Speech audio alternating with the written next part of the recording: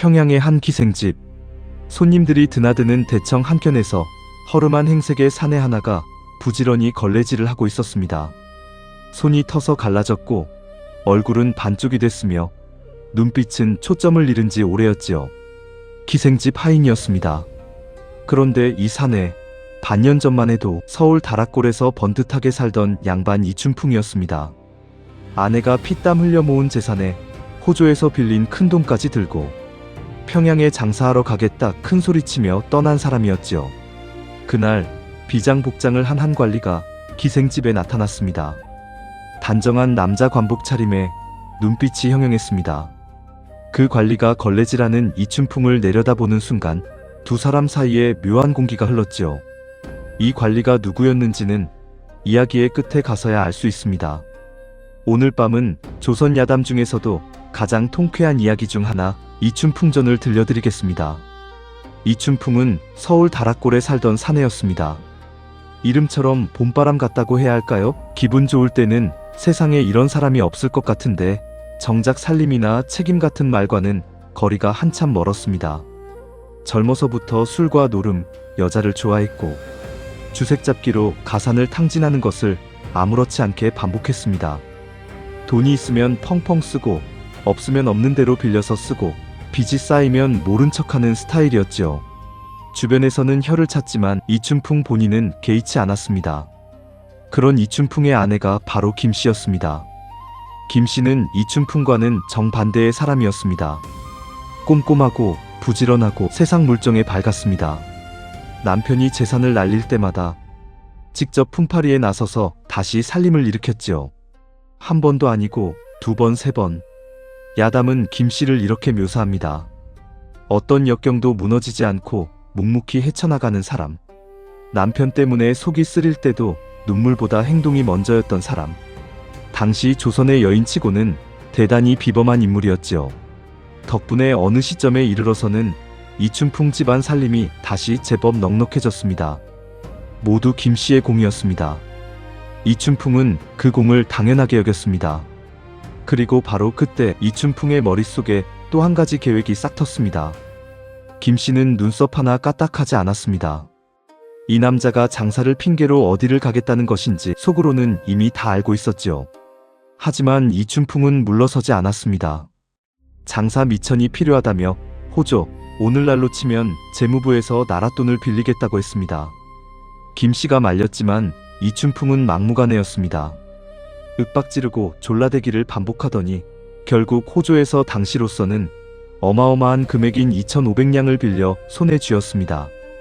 조선시대 2,500냥이 얼마냐 하면 웬만한 집 한 채 값이 넘는 거액입니다. 이춘풍은 돈 보따리를 들고 씩씩하게 평양으로 떠났습니다. 배웅하는 김씨의 눈빛에는 이미 무언가를 감지한 듯한 빛이 어려 있었지만 이춘풍은 그런 것을 살필 사람이 아니었지요. 평양. 예부터 경치가 아름답기로 유명했고 또한 기생이 많기로도 유명한 고을이었습니다. 이춘풍이 진짜 장사를 할 생각이었다면 평양 장터를 먼저 찾아갔겠지요. 하지만 이춘풍이 처음 발을 들인 곳은 장터가 아니었습니다. 기생집이었습니다. 평양에 발을 들이자마자 이춘풍은 기생집에 자리를 잡았습니다. 그리고 거기서 만난 것이 기생 추월이었지요. 추월은 평양에서도 손꼽히는 명기였습니다. 얼굴도 아름다웠지만 사람을 다루는 솜씨가 더욱 뛰어났습니다. 돈 있는 남자를 보는 눈이 정확했고 그 돈이 다 빠져나올 때까지 상대를 붙잡아두는 방법을 잘 알았습니다. 이춘풍과 추월이 만난 것은 그런 의미에서 참으로 찰떡같은 만남이었습니다. 한 명은 돈을 쓰고 싶어 안달이었고 한 명은 그 돈을 받아낼 준비가 되어 있었으니까요. 처음 며칠은 이춘풍이 가장 행복한 시절이었을 겁니다. 돈이 있었고 아름다운 여인이 곁에 있었으며 매일이 잔치 같았으니까요. 이춘풍은 자신이 평양에서 제일 잘 나가는 사람인 양 행세했습니다. 추월도 처음에는 이춘풍을 극진히 대했습니다. 최고의 술과 음식을 내오고 노래를 불러주고 이춘풍이 원하는 것을 모두 들어줬지요. 이춘풍은 그것이 자신이 대단한 사람이기 때문이라고 생각했습니다. 돈이 나갔습니다. 하루하루 조금씩. 이춘풍은 눈치채지 못했습니다. 아니, 알면서도 모른 척 했을 수도 있지요. 지금 너무 좋았으니까요. 그리고 어느 날 돈이 다 떨어졌습니다. 추월의 태도가 바뀌었습니다. 하루아침에 아주 선명하게 어제까지 극진하게 모시던 추월이 이춘풍을 냉담하게 대했습니다. 밥도 제대로 주지 않았고 방도 내주지 않았으며 자리에서 일어나라고 쫓아냈습니다. 이춘풍은 당황했습니다. 아니, 나한테 왜 이러는 거야? 하지만 추월은 이미 이춘풍이라는 사람에게 관심이 없었습니다. 쓸 돈이 없는 사람은 이 집에 있을 이유가 없었지요. 이춘풍에게는 서울로 돌아갈 돈도 없었습니다. 빈털터리가 된 것이죠. 갈 곳이 없던 이춘풍은 결국 추월의 집에 남아서 자신이 며칠 전까지 손님으로 대접받던 그 집의 하인이 되었습니다. 걸레를 들고 마당을 쓸고 시키는 일을 했습니다. 때로는 추월에게 핀잔도 듣고 다른 손님들 앞에서 창피를 당하기도 했지요. 그것이 이춘풍이 평양에서 보낸 나날이었습니다. 서울의 김씨에게 소식이 닿은 것은 한참 뒤였습니다. 남편이 평양 기생집에서 하인 노릇을 하고 있다는 이야기를 전해준 이는 평양을 다녀온 어느 상인이었지요. 김씨는 그 이야기를 듣고 어떤 반응을 보였을까요? 울었을까요?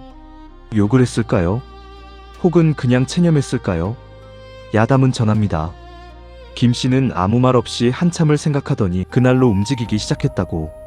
마침 이웃에 사는 참판 어른이 평안감사로 발령을 받아 평양으로 부임하게 됐다는 소식이 들렸습니다.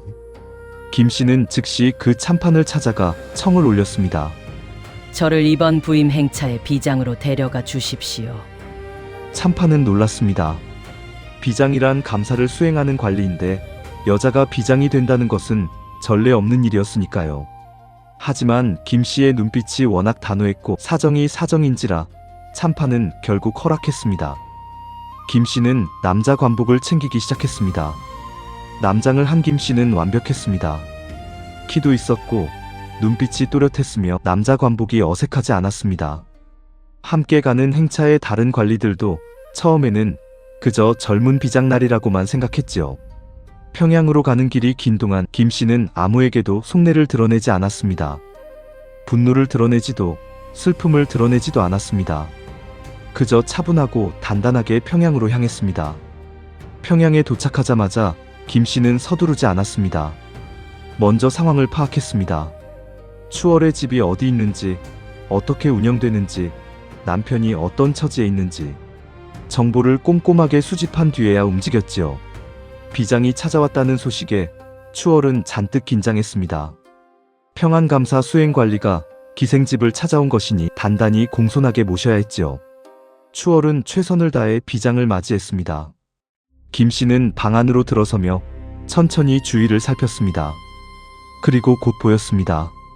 대청 한켠에서 걸레질을 하고 있는 남루한 사내가 반쪽이 된 얼굴, 갈라진 손, 축 처진 어깨, 이춘풍이었습니다.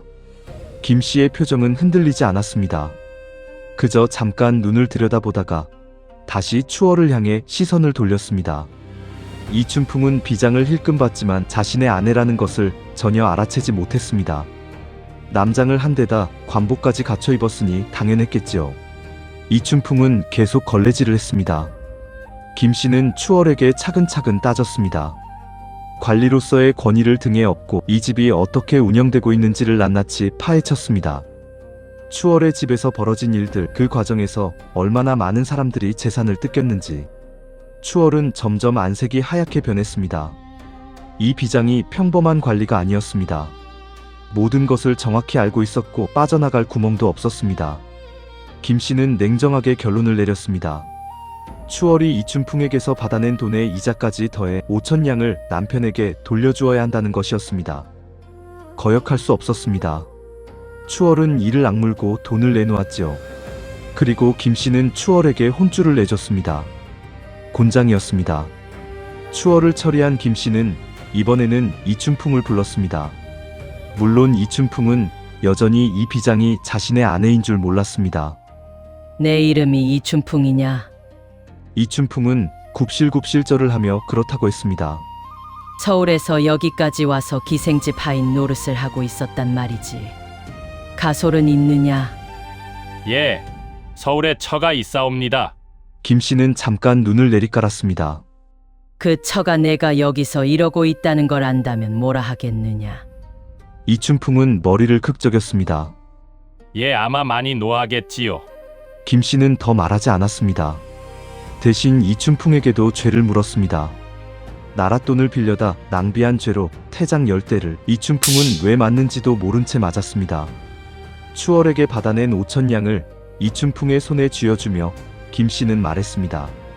이것 가지고 서울로 돌아가거라. 이춘풍은 어리둥절하면서도 돈이 생긴 것이 기뻐서 얼른 챙겼지요. 자신이 어떻게 이 돈을 받게 됐는지는 정확히 알지 못한 채로 서울로 돌아오는 길에 이춘풍의 발걸음은 가벼웠습니다. 뺏겼던 돈을 되찾았으니 다행이고 이 돈을 들고 서울에 가면 아내 앞에서 당당하게 내놓을 수 있겠다 싶었습니다. 아내가 얼마나 놀라고 기뻐할지 생각하니 벌써부터 득이양양했지요. 어떻게 이야기를 꾸밀지 머릿속으로 미리 연습도 했습니다. 평양에서 장사를 열심히 해서 큰 돈을 벌었다고, 고생이 많았지만 결국 성공했다고. 서울 다락골 집으로 돌아온 이춘풍은 문을 박차고 들어서며 큰 소리를 쳤습니다. 여보, 나왔소. 내 이번에 평양 장사에서 크게 성공했구려. 이것 보시오. 돈 보따리를 마루에 탁 내려놓았습니다. 아내가 나왔습니다. 이춘풍은 의기양양하게 앉으며 말을 이었습니다. 고생이 말이 아니었소. 장사라는 것이 얼마나 힘든지 직접 해보니 알겠더구려. 그래도 이렇게 큰 돈을 벌어왔으니. 아내 김 씨는 아무 말 없이 그 이야기를 듣고 있었습니다.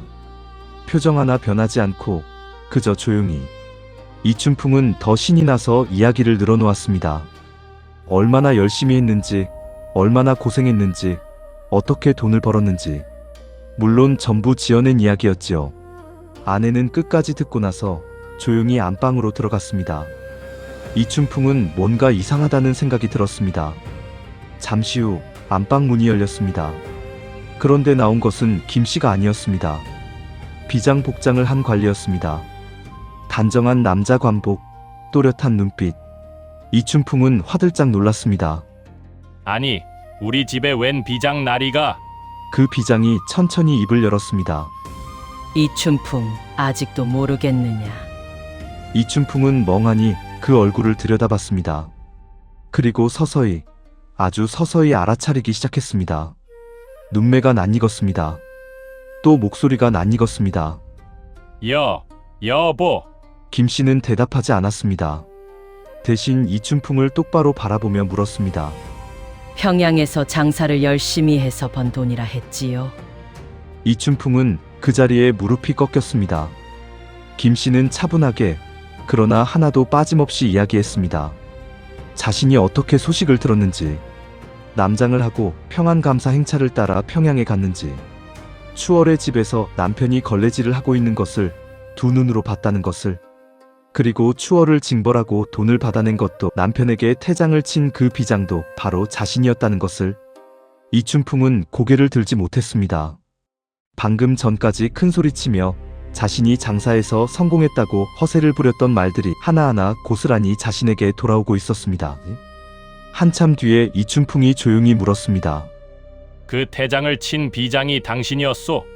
그렇소. 이춘풍은 자신도 모르게 엉덩이를 매만졌습니다. 이춘풍전은 이 장면 이후 이춘풍이 진심으로 뉘우치고 개과천선했다는 것으로 마무리됩니다. 더 이상의 방탕함 없이 아내 덕분에 다시 평범한 삶으로 돌아왔다는 것이죠.